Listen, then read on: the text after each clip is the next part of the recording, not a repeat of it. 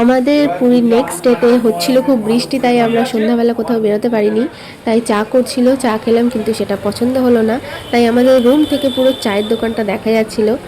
দেখো চা কত ফুটছে, দেখেই লোভ লাগছিল। তাই আমরা সবাই মিলে চলে গিয়েছিলাম আবার ওই চায়ের দোকানটায় চা খেতে।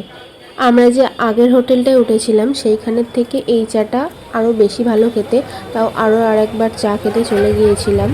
আমরা 3 মূর্তিয়ার সাথে মাও চলে গিয়েছিল। এই চায়ের দোকানটা মাত্র 2 দিনই আমরা চা পেয়েছি, তারপর থেকে বন্ধ হয়ে গেছিলো কেন জানি না। তার আশেপাশে অনেক দোকানই ছিল। আর এই চাটা দেখে বুঝতেই পারছো কতটা টেস্ট হয়েছে, মানে খুবই ভালো ছিল।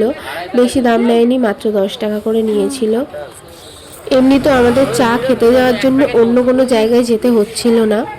আমাদের হোটেলের একদম সামনেই ছিল এই চায়ের দোকানটা, মানে আমাদের হোটেলের অপোজিটেই। নেক্সট পার্টে আমাদের 2 হোটেলের রিভিউ শেয়ার করব তোমাদের সাথে।